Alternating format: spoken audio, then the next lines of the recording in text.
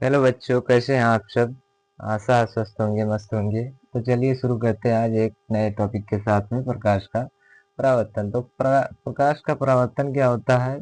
प्रकाश आई, किसी चिकने सतह से टकराकर वापस लौट जाने की घटना ही क्या है प्रकाश का परावर्तन। परावर्तन शब्द से ही दोस्तों यहाँ से तात्पर्य हो रहा है परावर्तन। परावर्तन का मतलब होता है लौटना। लौटना पर परावर्तन का मतलब क्या होता है दोस्तों, लौटना। अब लौटना, किसके लौटने की बात हो रही है, इंसान के लौटने की बात तो होगी नहीं। यहाँ पर क्या लिखा गया, प्रकाश। प्रकाश लिखा गया, इसका मतलब किसके लौटने की बात हो रही है, प्रकाश के लौटने की बात हो रही है। पर किसी सतह पर प्रकाश के टकराकर वापस लौट जाना ही क्या प्रकाश का परावर्तन है। जैसे मैंने ये लिया दोस्तों, ये तो उतना चिकना है नहीं, लेकिन कोई जैसे दर्पण हो, तो उस पर जब हम टॉर्च इस तरीके से जलाते हैं तो हम देखते हैं कि हाँ, प्रकाश क्या होता है, वापस लौट जाता है। इसमें देखने की कोशिश कीजिएगा। जैसे ये मैंने बनाया, ये बनाया दोस्तों दर्पण। कहीं पर भी हमें दर्पण दिखाना होता है तो हम नीचे उसके क्या करते हैं, लाइन कर देते हैं, जिससे क्या बोला जाता है कि कलई किया हुआ भाग है। क्या बोला जाता है दोस्तों, कलई किया हुआ भाग है। अब क्या होता है, यहाँ से जैसे कोई मान लीजिए क्या है, कोई सोर्स है, क्या प्रकाश का कोई सोर्स है। यहाँ से किरण आई, प्रकाश की एक किरण आई। क्या है दोस्तों, प्रकाश की एक किरण आई, तो ये हम खींचते हैं क्या, अभिलंब। क्या खींचते हैं दोस्तों, ये खींचते हैं अभिलंब। यहाँ पर हम, ये सीधा होता है, क्या खींचते हैं, अभिलंब। अब यहाँ से देखिएगा, प्रकाश की एक किरण आई और ये पुनः क्या हुई, लौट गई। क्या हुआ दोस्तों, लौट गई। तो यही जो घटना हमारा क्या कहलाता है, प्रकाश का परावर्तन। क्या कहलाता है दोस्तों, प्रकाश का परावर्तन। ये जो हमारा है क्या है, दर्पण। और जो आने वाली किरण होती है उसे क्या बोलते हैं, आपतित किरण। आने वाली किरण को आपतित किरण,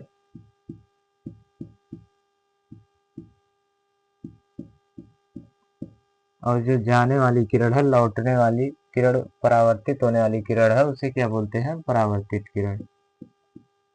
परावर्तित किरण।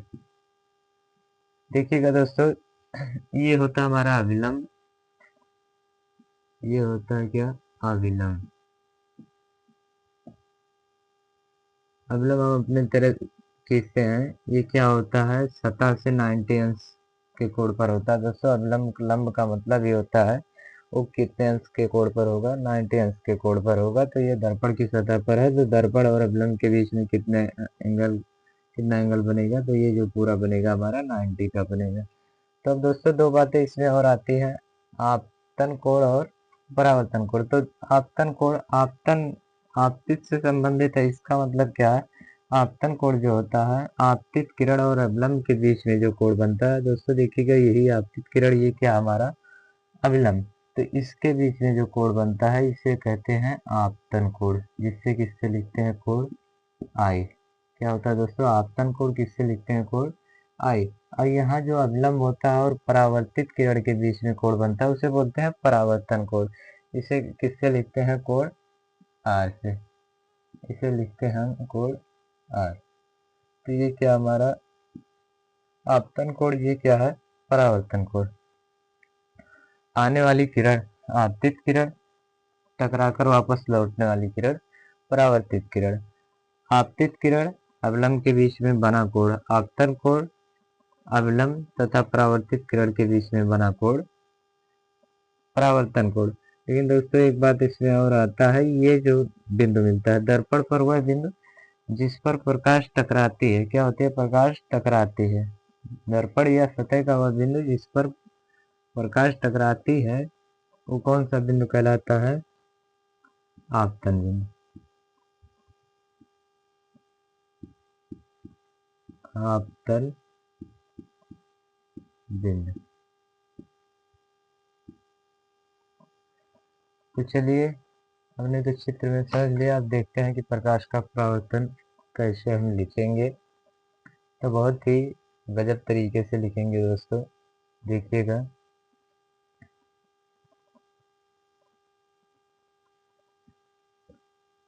जब प्रकाश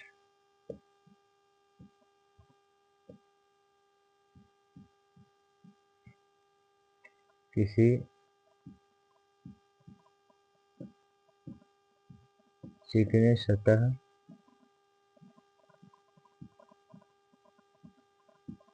अथवा दर्पण से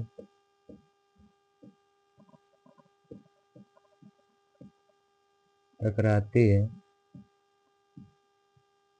तो वह उसी माध्यम में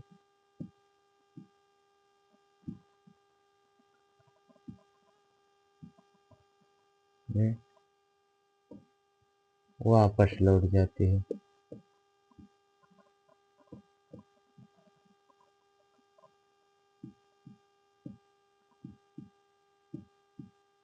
इस घटना को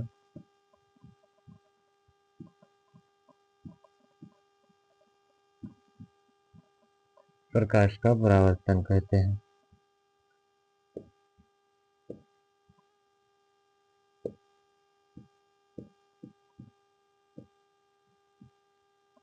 परावर्तन कहते हैं। हमने तो देख लिया दोस्तों परावर्तन बहुत तेजी वे में, लेकिन अभी हमें क्या देखना है, प्रकाश परावर्तन के नियम क्या है। दुनिया नियम कानून से चलता है, प्रकाश का परावर्तन भी क्या होगा, नियम कानून से ही चलेगा। तो चलिए देखते हैं प्रकाश के परावर्तन के नियम क्या हैं। प्रकाश के परावर्तन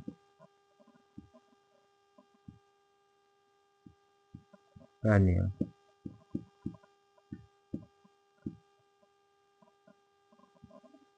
प्रकाश के परावर्तन का नियम, तो देखिएगा प्रकाश के परावर्तन के नियम में क्या बात होती है। ये जो आपतित किरण है, परावर्तित किरण है और अभिलंब है, पहली तो शर्त यह है कि तीनों एक ही तल पर होंगे तभी वह परावर्तन होगा। तो देखिएगा दोस्तों, तीनों एक ही तल पर क्या है, एक ही बिंदु पर मिल रहे हैं। तो बिंदु किस पर होता है, तल पर ही होता है। इससे तात्पर्य कि जो हमारा आपतित किरण है, परावर्तित किरण है और अवलंब है, तीनों एक ही तल पर है। क्या दोस्तों, ये एक ही तल पर है। जिस बिंदु पर है उस बिंदु को क्या बोलते हैं, आपतन बिंदु। और नियम दूसरा क्या है, पहला तो ये कि यहाँ आपतित किरण परावर्तित किरण आपतन बिंदु पर खींचा गया अवलंब तीनों एक ही तल पर होंगे। और दूसरा नियम जो है हमारा क्या होता है, कोण आई बराबर क्या होता है, कोण आर के। कोण आई बराबर किसके होता है, कोण आर के। यानी कि अगर ये एक्स है तो ये भी क्या होगा, हमारा एक्स ही होगा। और इसका मान अगर वाई है तो ये भी कितना होगा, वाई होगा। ऐसे समझिएगा, अगर यहाँ पर 10 अंश का कोण बन रहा है, कितने अंश का, 10, तो ये भी कितने का बनेगा, 10 का ही बनेगा। अगर ये 20 का बन रहा है तो ये भी कितने का बनेगा, 20 का ही बनेगा। यही है दोस्तों परावर्तन का दूसरा नियम कि आपतन कोण सदैव परावर्तन कोण के क्या होता है, बराबर होता है। तो चलिए लिखते हैं पहला, आपतित किरण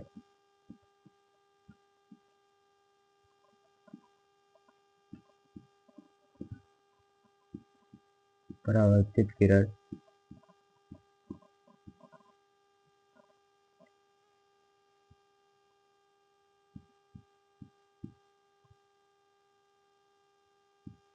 तथा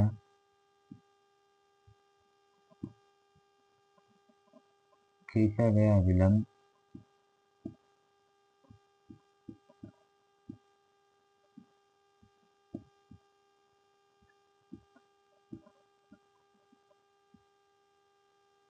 तीनों एक ही तल में होते हैं।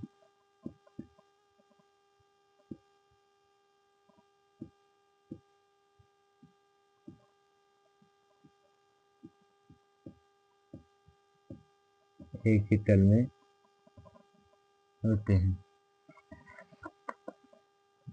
नियम नंबर दूसरा, आपतन कोण सदैव परावर्तन कोण की क्या होता है दोस्तों, बराबर होता है। तो हम क्या लिखेंगे, आपतन कोण, आपतन कोण को किससे लिखते हैं, कोण आई से, बराबर होता है किसके, परावर्तन कोण, परावर्तन कोण हाँ। तो ये रहा दोस्तों प्रकाश का परावर्तन तथा प्रकाश के परावर्तन का नियम। उम्मीद है कि समझ में आया होगा। अगर समझ में आया हो तो लाइक कीजिए और चैनल को सब्सक्राइब कीजिए। धन्यवाद, मिलते हैं अगले वीडियो में।